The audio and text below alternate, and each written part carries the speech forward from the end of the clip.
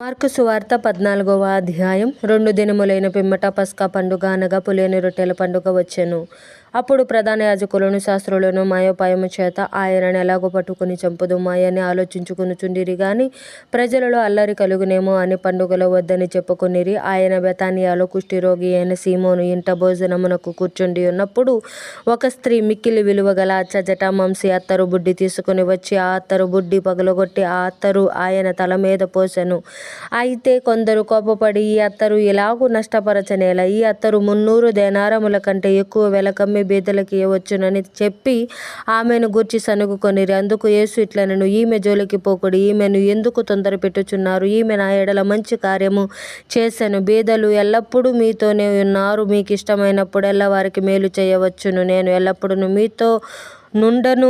ఈమె తన శక్తి కొలది చేసిన భూస్థాపన నిమిత్తము నా శరీరమును ముందుగా అభిషేకించెను. సర్వలోకములో ఎక్కడ ఈ సువార్త ప్రకటింపబడునో అక్కడ ఈమె చేసినదియు జ్ఞాపకార్థముగా ప్రశంసింపబడునని మీతో నిశ్చయముగా చెప్పుచున్నాను. నేను 12 మందిలోను ఒకడు ఇస్కరియోతు యూదా ప్రధాన యాజకుల చేతికి ఆయనను అప్పగింపవలెనని వారి యొద్దకు పోగా వారు విని సంతోషించి వానికి ద్రవ్యమిత్తుమని వాగ్దానము చేసిరి గనుక వాడు ఆయనను అప్పగించుటకు తగిన సమయము కనిపెట్టుచుండెను. పులియని రొట్టెల పండుగలో మొదటి దినమున వారు పస్కా పశువును వధించున్నప్పుడు ఆయన శిష్యులు, నీవు పస్కాను భుజించుటకు మేమెక్కడికి వెళ్ళి సిద్ధపరచవలెనని కోరుచున్నావని ఆయనను అడగగా ఆయన, మీరు పట్టణములోనికి వెళ్ళుడి, అక్కడ నీళ్ల కుండ మోయుచున్న యొక్క మనుష్యుడు మీకు ఎదురుపడును. వాణ్ణి వెంటబోయి వాడు ఎక్కడ ప్రవేశించునో ఆ ఇంటి యజమానుని చూచి, నేను నా శిష్యులతో కూడా పస్కాను భుజించుటకు నా విడిది గది ఎక్కడనని బోధకుడు అడుగుచున్నాడని చెప్పుడి. అతడు సామగ్రితో సిద్ధపరచబడిన గొప్ప మేడగది మీకు చూపించును. అక్కడ మన కొరకు సిద్ధపరచుడని చెప్పి తన శిష్యులలో 2 పంపెను. శిష్యులు వెళ్ళి పట్టణములోనికి వచ్చి ఆయన వారితో చెప్పినట్లు కనుగొని పస్కాను సిద్ధపరిచిరి. సాయంకాలమైనప్పుడు ఆయన తన 12 మంది శిష్యులతో కూడా వచ్చెను. వారు కూర్చుండి భోజనము చేయుచుండగా యేసు, మీలో ఒకడు అనగా నాతో భుజించుచున్న వాడు నన్ను అప్పగించునని నిశ్చయముగా మీతో చెప్పుచున్నానని వారితో చెప్పగా వారు దుఃఖపడి, నేనా అని ఒకని తరువాత నొకడు ఆయన నడుగసాగిరి. అందుకు ఆయన 12 మందిలో ఒకడే అనగా నాతో కూడా పాత్రలో చేయముంచు వాడే, నిజముగా మనుష్య కుమారుడు ఆయనను గూర్చి వ్రాయబడినట్లు పోవుచున్నాడు. అయితే ఎవని చేత మనుష్య కుమారుడు అప్పగించబడుచున్నాడో ఆ మనుష్యునికి శ్రమ, ఆ మనుష్యుడు పుట్టియుండని ఎడల వానికి మేలనెను.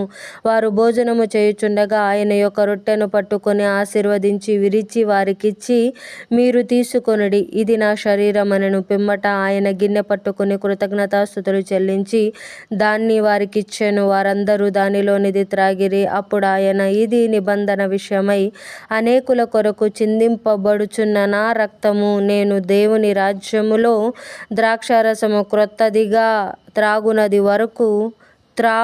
దినము వరకు, నేను దేవుని రాజ్యములో ద్రాక్షారసము క్రొత్తదిగా త్రాగు దినము వరకు ఇకను దానిని త్రాగనని మీతో నిశ్చయముగా చెప్పుచున్నానెను. అంతటా వారు కీర్తన పాడి ఒలీవల కొండకు వెళ్ళిరి. అప్పుడు యేసు వారిని చూచి, మీరందరూ అభ్యంతరపడెదరు.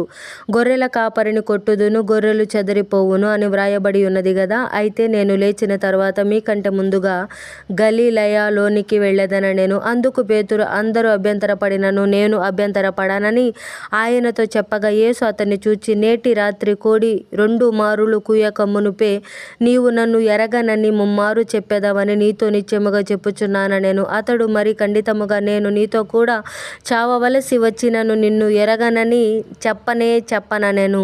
అట్లు వారందరూ ననిరి. వారు గెత్సేమనే అనబడిన చోటునకు వచ్చినప్పుడు ఆయన, నేను ప్రార్థన చేసి వచ్చు వరకు మీరిక్కడ కూర్చుండుడని తన శిష్యులతో చెప్పి పేతురును, యాకోబును, యోహానును వెంటబెట్టుకుని పోయి మిగుల విభ్రాంతి నొందుటకును చింతాక్రాంతుడగుటకును ఆరంభించెను. అప్పుడు ఆయన, నా ప్రాణము మరణముకు తగునంతగా దుఃఖంలో మునిగి ఉన్నది. మీరిక్కడ ఉండి మెలకువగా నుండుడని వారితో చెప్పి కొంత దూరము సాగిపోయి నేల మీద పడి సాధ్యమైతే ఆ గడియ తన యొద్ద నుండి తొలగిపోవాలనని ప్రార్థించుచు, నాయనా తండ్రి, నీకు సమస్తము సాధ్యము, ఈ గిన్నె నా యొద్ద నుండి తొలగించుము, అయినను నా ఇష్ట ప్రకారము కాదు నీ చిత్త ప్రకారమే కానిమ్ము అనెను.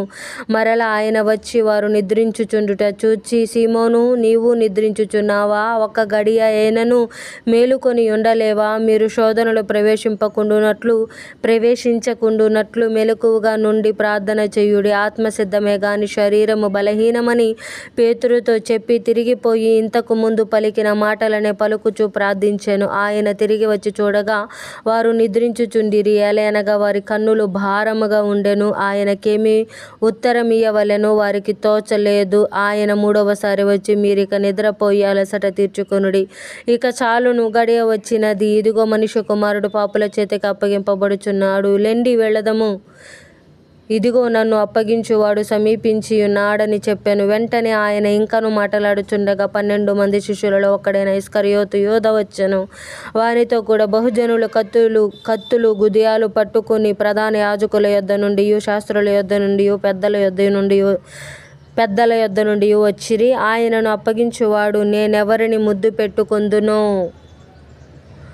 ఆయనే యేసు, ఆయనను పట్టుకుని భద్రముగా కొనిపోవుడని వారికి గుర్తు చెప్పి ఉండెను.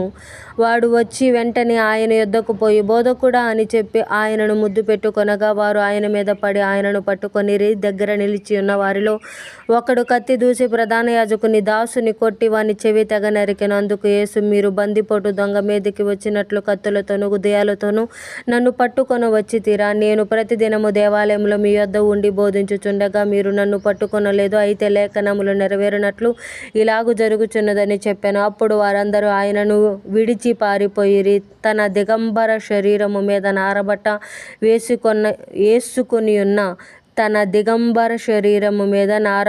వేసుకొనియున్న యొక్క పడుచువాడు ఆయన వెంట వెళ్ళుచుండగా వారతనిని పట్టుకొనిరి. అతడు నారబట్ట విడిచి దిగంబరుడై పారిపోయెను. వారు యేసును ప్రధాన యాజకుల